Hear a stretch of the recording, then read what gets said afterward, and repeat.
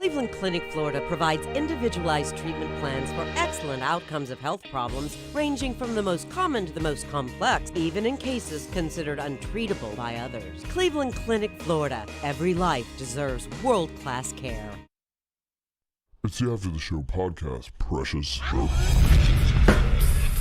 We don't care, we're about to swear on the air. It's the After the Show, so tune in if you dare. KVJ, get your skate every single day. It's uncensored. We can say what we want to say. Yeah, hello, welcome. Here we go. It is the KVJ After the Show podcast. Happy Tuesday. Happy Tuesday, everybody. That's right. Everybody, happy Tuesday. Happy Tuesday, everybody.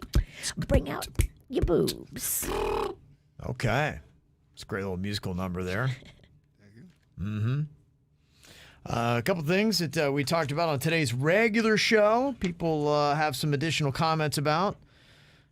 Kind of talking about some movies that did not necessarily age well that you look at through time. They had Goonies on there, The Breakfast Club, Ace Ventura: Pet Detective was one that they had on that list as well. They'd had a Bill Murray movie, too, that was in there. You talked a little bit about Porky's. Somebody texted in earlier when we were talking about it, said, remember in the movie American Pie, they had the hidden webcam stream scene where they had Nadia was changing clothes in Jim's room, and they set up a hidden camera, and then he ran down the street. They're all watching her undress. Yeah. Doesn't age well. Yeah. But when you think about, I mean, these are movies and these are stories. They're not made. They're not real. They're make believe. Yeah. You can go through any piece of art or creative literature, anything that anyone produces or makes, and you can kind of pick it apart and say that never ages well. It's not a real story. You know, you could say that about murder, too. You're not supposed to murder people. Sure. Does that age well? Mm-hmm. I mean, Murder, timelessly bad. Murder's, such a terrible sin. Yeah, you know not to do it.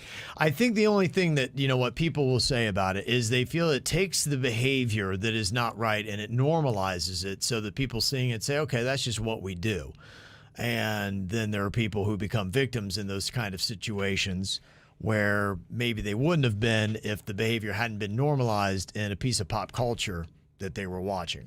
Yeah, and this go back and forth on this debate, and you can argue that it starts at the household. If you have parents that teach you this is make believe, this is not how, this isn't normal. I had parents like that. I was very fortunate. Yeah, no, you were, and unfortunately, there's a lot of kids just not raised right. They don't have parents dropping that learning on them. What's the difference between a movie and a book? There's a lot of horrific books out there that are still Well, if we were readers, you could go down that list as well of books that maybe necessarily haven't aged well. And I know there are some books that they have taken out of rotation that have been in school libraries saying, yeah, that just doesn't seem to have a good feel anymore. Well, school, that's going to be a little different because you got the education. But I'm talking about the free market just creating material and putting it out there. Since day one, since anyone's ever created anything, you're always going to have controversy. And you're always going to be able to say, oh, I shouldn't have made it back then. Mm-hmm. Sure. And 20 years later. Yeah. Well, and you can still make whatever it is you want to make today. I think it's in a sense the tone that you do with it. Now you talk about murder and things like that. Sometimes when that's done, it's done in a tone of like, this person's doing something that's terrible, and we paint it in that light. And then there are other things that people could do, but it's painted in a light where that's funny and amusing. And let me give you a high five because that was actually kind of awesome. And that's where the bad behavior was. And I think that's where people are more sensitive to that today, to say, you could still even do that camera scene. But instead of being like, hey, this is funny and lighthearted, and yeah, this is awesome when you put up a camera and a chick is changing her clothes and everybody in your friend group is watching it and she doesn't know about it, to, if you did that today, you'd be like, okay, if you did that, be like, man, that's just not the way to go. That was despicable. You violated her rights and trust. You put something over that. If they did American Pie today, the kids all get arrested and they're facing felony crimes. Their lives for- are ruined. Yeah, for they what can't they get did. a job. They're sexual predators now. Right. It's on their record forever. And they're like, gosh, you remember we did that 20 years ago? Yeah, it's a terrible idea. I'm still a sexual predator. And you this know? guy fucked a pie, too. Yeah, He's right. the worst. Yeah. So, you know, you can still do all that content. It's the tone, I guess, in which you put it. Yeah, no, you're 110% right. You can still do all this stuff, but anytime you create anything, just know that you could get some backlash. But that's anything. Oh, absolutely. Yeah, I don't think you can go into it doing that. I think for, you know, anybody, at least I can only speak for myself. It's, okay, where are you set? And will it bother you doing it? Where's your conscience set? And some people are in different realms of where their conscience goes off and pings. As far as what you consume as content? As far as what you create is content. But if you're trying to create a situation where it is going to be, you know, uncomfortable, you're trying to make it realistic, and that's part of the movie, are you saying that you can't do that now because it might offend somebody? No, not at all. No, Because I'm saying that, again, it's about, I think, what you create and how you normalize it. And that's where I think that we've taken a different turn, is that a lot of those things were celebrated, high-fived, made not to be a big deal. You know, we mentioned that one scene in Revenge of the Nerds, you know, where he acts like he's her boyfriend in a costume and has a sexual act with her. And then it's like, oh, it's you. I'm so surprised. You know, those are the things. And there wasn't anything about that where it's like, dude, that technically is rape that you did. And they just, you know, breezed over that. Rape. Rape. So, you know, in a that would sense, not, I don't see that being allowed. yeah, and so in a sense, that's what I'm saying. It's like that was kind of normalized, or it wasn't made whatever. And you could still do that now, but you'd be like going, oh my gosh, like, dude, that's it wouldn't be in a jokey manner. Right, Because that's you're right, what I'm saying, the Revenge yeah. of the Nerd. But that one does stand out, though. Those scenes, not to... as a kid watching that, we would go... That's fucking weird. Yeah. So we knew as kids that was a weird scene, a bad scene. Yeah, I felt that way too, but there was nobody really, you know, you kind of look around, but everybody's like, it's just what we do, I guess. I'd be like, all right. We would go, oh my gosh, why is that? What the fuck? It makes me feel weird in my tummy. The meatball scene with Bill Murray, they have that isolated on YouTube. That's a fucking weird scene. Yeah, no, there's a lot of those like that. Some other movies that people said, Beth had said The Jerk uses the N-word. Just saw it again 2 weeks ago, made in 1979. You'll find a billion. I just watched that Michael J. Fox one from 1982, and within 3 minutes, they're dropping N-bombs, they're dropping F-bombs. It was 1982. Yeah, absolutely. I guess in a sense, you watch these and you're like going, okay, maybe we're getting better, you know? Maybe we're doing things a little bit smarter. Jennifer said another movie that would not be remade is Blazing Saddles, and many of Mel Brooks's. I don't know if that's true. Yeah. The reason why I say that, because if you watch Curb Your Enthusiasm, Larry David is a lot like Mel Brooks when it comes to his writing. Yeah. And Larry David does not shy away from anything. He has said the N-word. He has. Yeah. I mean, he's gone after any subject you think that is you can't touch. Taboo, yeah. He has gone full throttle right in there, and it's still being made, and it's still being supported. And I think he has a good approach on how he does it. You know, the way that he handles very difficult subject matter. I like when people do it.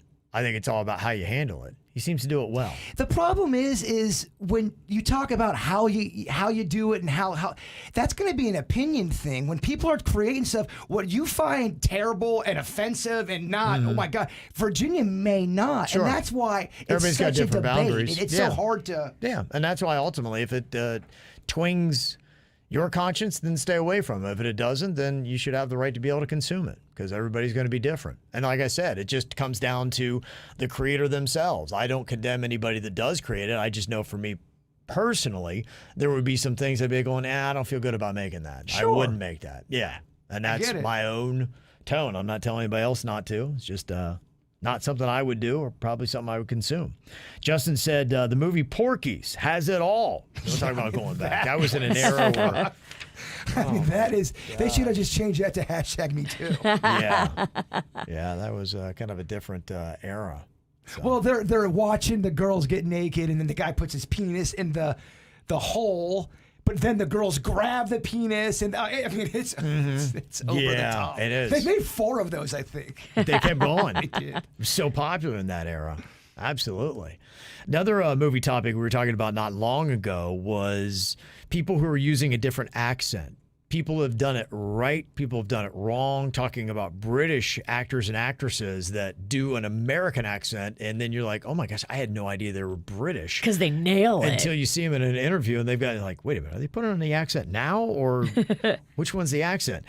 So it's really kind of a tough thing to do. And for me, it feels like people from other countries do American accents better than Americans do other countries' accents. In fact, there's a dialect coach that they use for House of Gucci, and they say that Lady Gaga's Italian accent is terrible. Aww. Like, she does not do a very good job with it. They do though. They hire these dialect coaches. I know they did that with Doc Holliday with Tombstone. Yeah.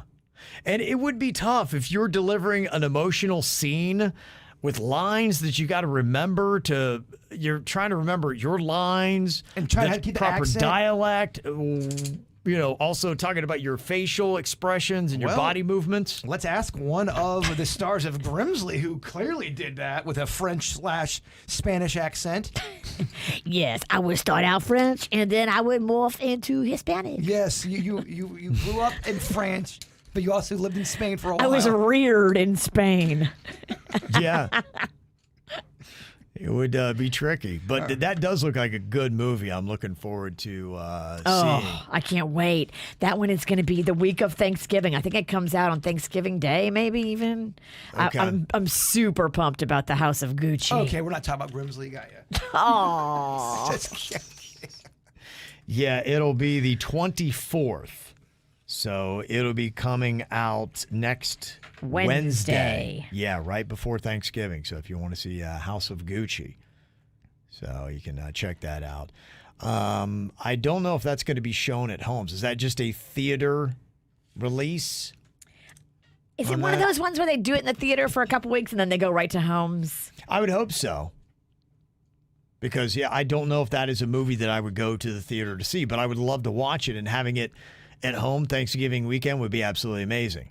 I'm noticing too, movies are starting to say only in theaters now. They're not doing that thing where you can order it at home. I've seen 2 or 3 big movies that are coming out saying you got to get your ass out to the theater. Yeah, and I would imagine this probably is, so I don't see it in front of me where you can get it. But House of Gucci will be out next Wednesday to check out. Obviously, what would the porn name be?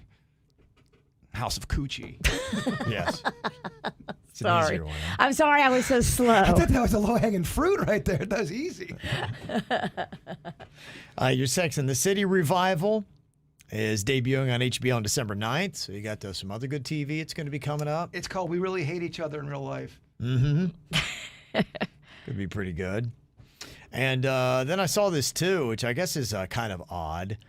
Dexter is back. I'm hearing good things about that with the brand new season they did on Showtime. They got back to what was good about Dexter. It is out though, right? I believe so, Okay. Yeah. I haven't delved into it because I got a couple shows. In fact, so mad at myself. Last night, I just couldn't wait, and I jumped into the first episode of the new season of Narcos Mexico.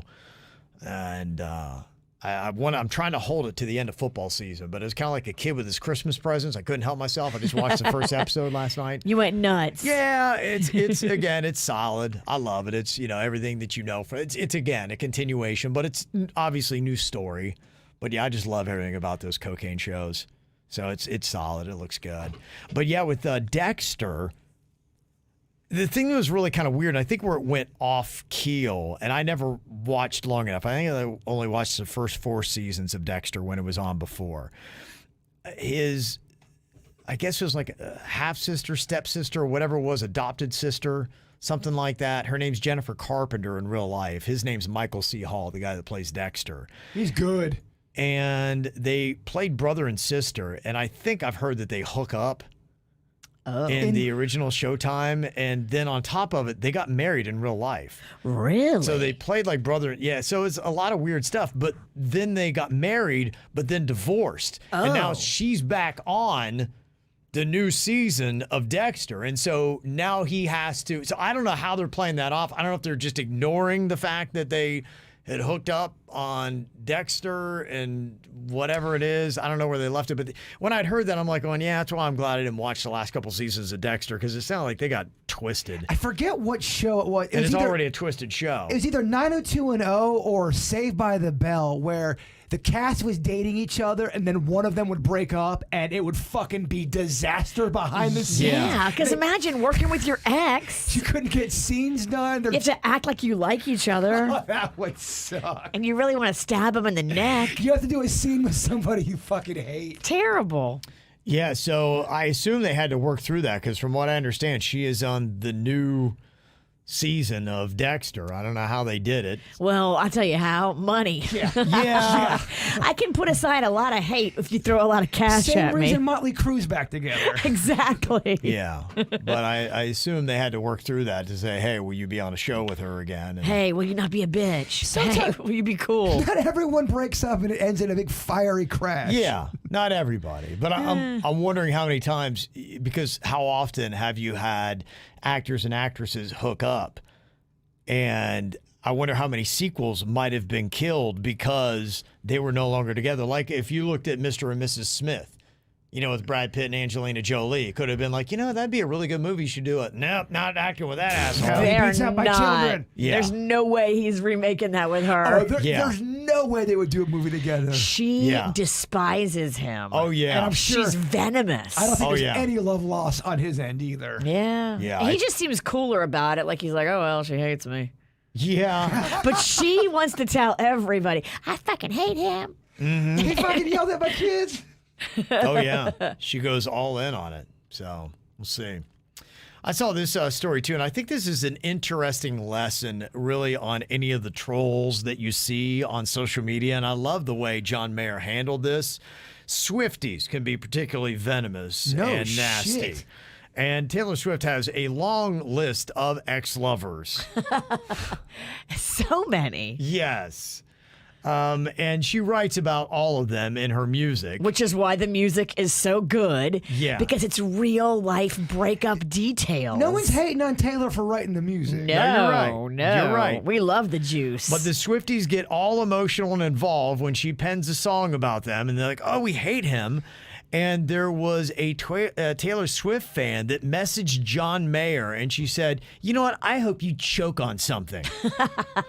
And so John Mayer actually took the time and personally reached out to this Swiftie and said, okay, do you really want me to die? Because what you're saying, you hope that I choke on something. She's like, oh, no, I'm sorry. I didn't mean that. I didn't think you'd see the message. People get so surprised if they're calling you out and then you respond like, "Oh shit!" I'm sorry. I don't want you to die, John. I just, I'm a Swiftie and, if you don't want him to die, don't write it to him on social media.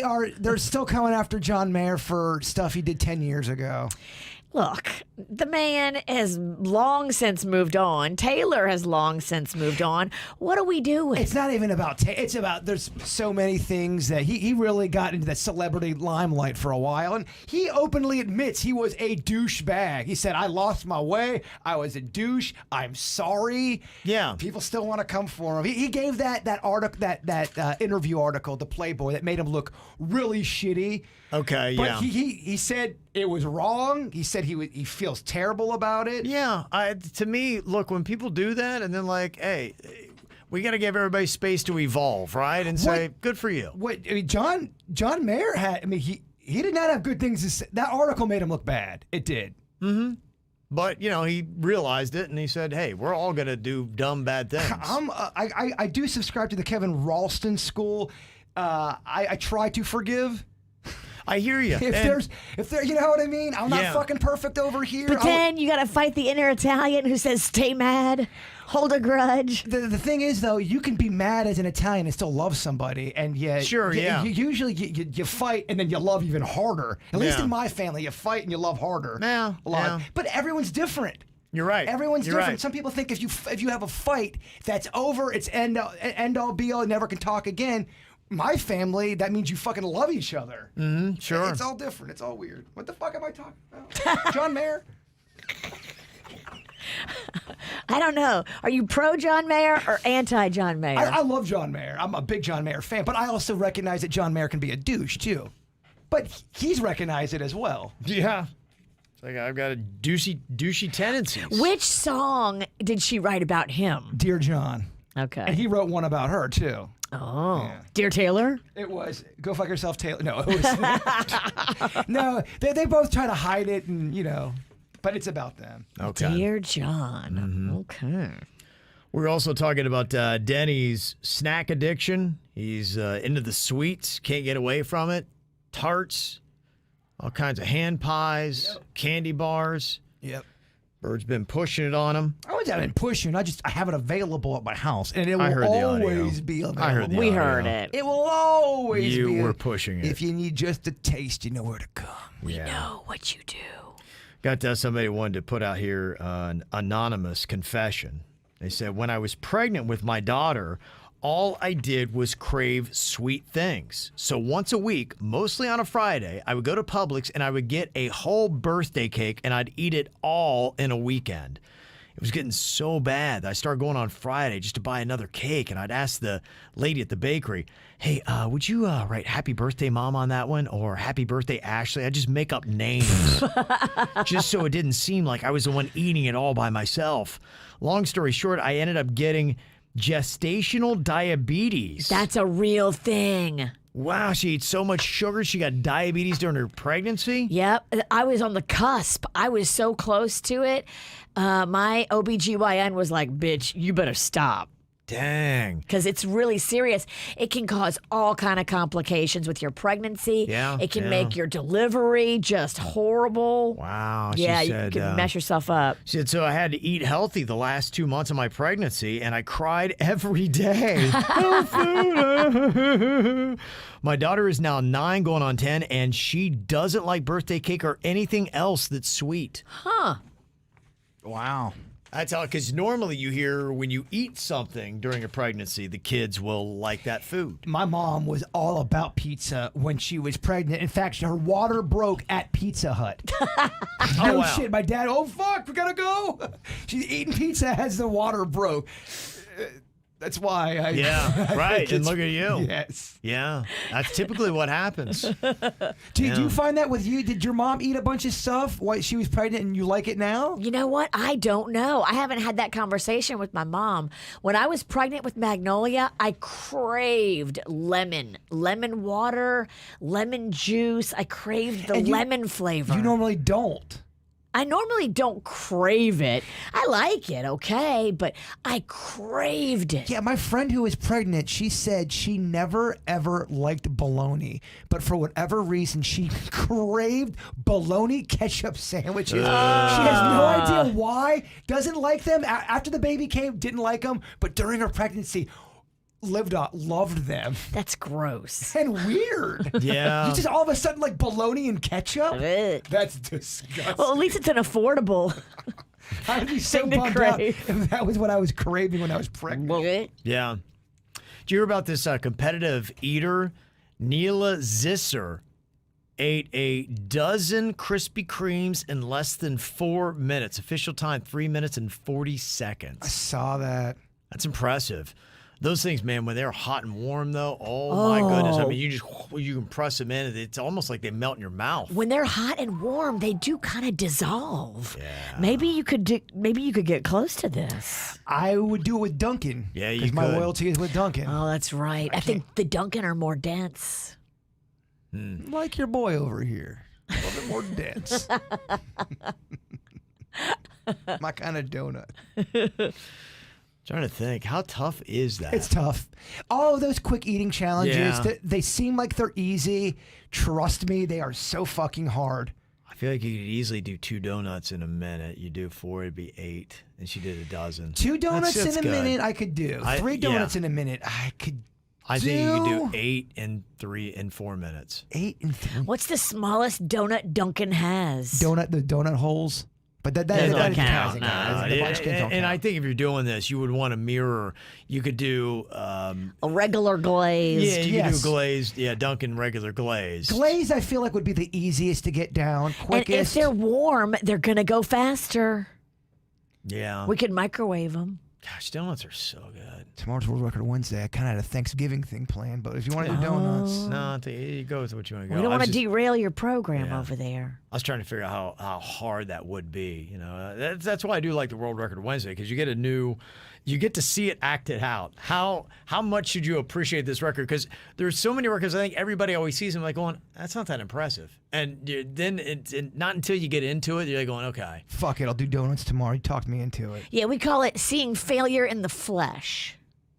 Okay. That's so fucked up and accurate. I need.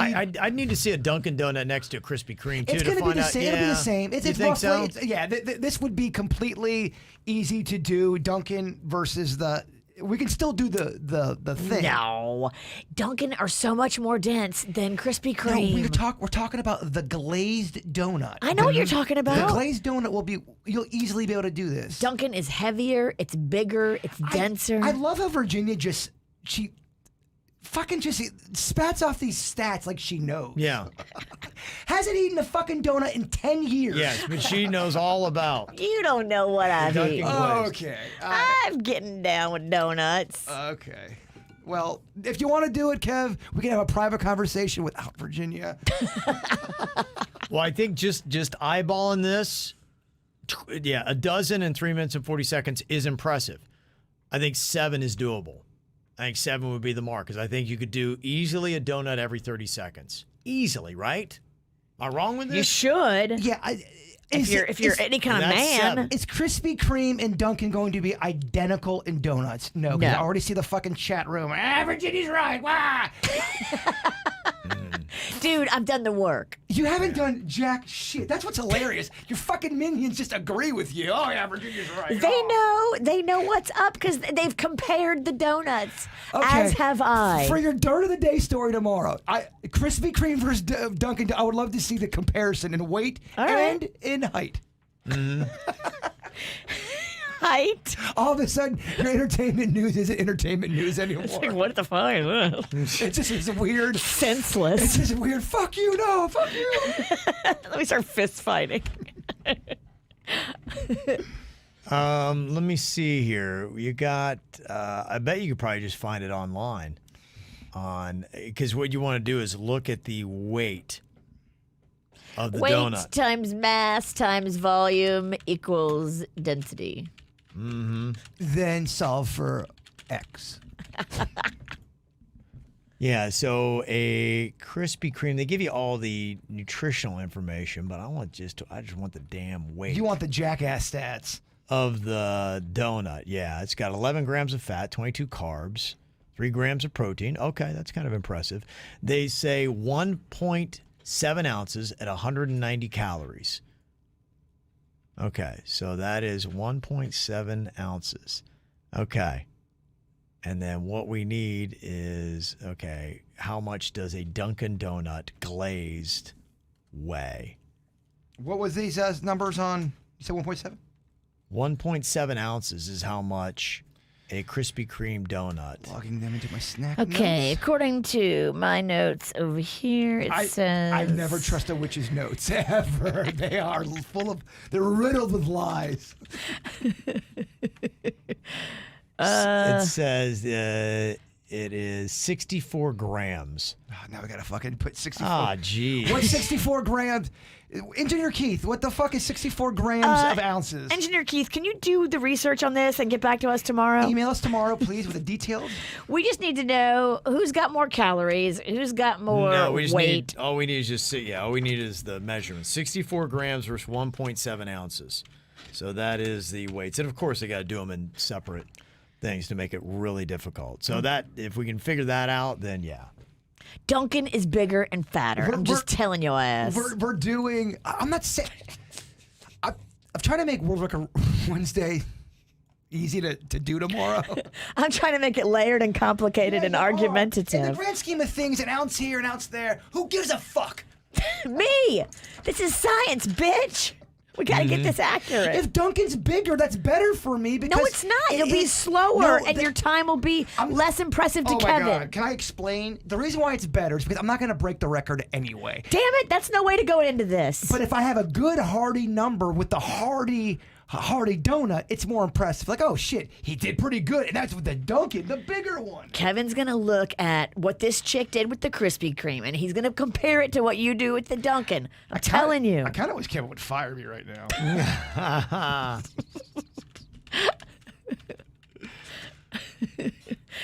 We could get you the Krispy Kreme because they have them at the grocery. We just have to I reheat them. I cannot eat Krispy Kreme. I can't do that. All right, I'll go fuck myself. Well, that would not at all be sexy.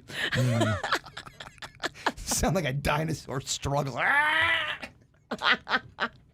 Okay, 1 ounce is 28.3 grams. Still working on I am. He's still doing the math. I'm Because doing the math. He's taking it seriously, unlike you. And you're the man in the hunt. I'm just trying to move this so along. I think a Dunkin' Donut is about 3 times Yeah. weight Yeah. of a Krispy Kreme. I told your ass. I'm glad you got that. So at least we got that down, and we know the difference. So, yeah, okay, I will do. I'll still bring in donuts. okay, yeah, you can do whatever the hell you want to do. Yeah. man. It's your thing. You do it. We'll set our own fucking record. Most donuts argued in a 7-minute span. Let me see. We got an email here from Liz. She said, been listening to y'all for 15 years, moved to Montana in 2015, moved back to South Florida a bit over a year ago. Miss you guys so much. My 9-year-old and I listen to you on our way to school every day. However, I just discovered your podcast. Oh boy. Listening to Jaybird curse like a sailor cracks me the F up. I'm so happy. There you go, Liz. Yay. Yeah, welcome to it. She's one of the ones that don't make me feel guilty about my potty mouth. Welcome to the dark side. That is some good stuff. It is not for everybody. There are motherfuckers like to stop and tell me, "Oh, I can't listen to your podcast. It's filthy." And I love that you called them motherfuckers. Didn't even realize I did that. And also want to put this out there. It is on our Facebook page. People are looking for this kid that was wearing a black hoodie with yellow gold Barcelona writing, black shorts, and black Nike sneakers. Yeah, I put it on our Instagram. Ryan. Yeah, he left on a bike at 6:40 p.m. Last night, and he's not returned home. It's not like him. He's not picking up the phone. Palm Beach Gardens and Jupiter are working diligently to look for him. His phone is pinged in the area of Paloma and neighboring apartments, Military, Hood, that area. Unable to narrow it down further than that. So he told you what he's wearing. He has a bike that was with him. Palm Beach Gardens Police is who you would call. I can only imagine how terrifying that would be to be going through that. And that is a photo of Ryan there. He's got his Dwyer shirt on. There's a photo of the bicycle that he was on. So if That's there's in my neck anybody of the that can woods. track that down. Did they say where the last place he was seen? he lives, like, I guess in the Alton area. My girlfriend is sending me this. Yeah, the post to come from Alton. That's where the post to come up. But Palm Beach Gardens and Jupiter, around that area. Paloma, yeah. which is a neighborhood. Mm-hmm. But they can't figure out because, you know, these phones, they sometimes ping all over the place.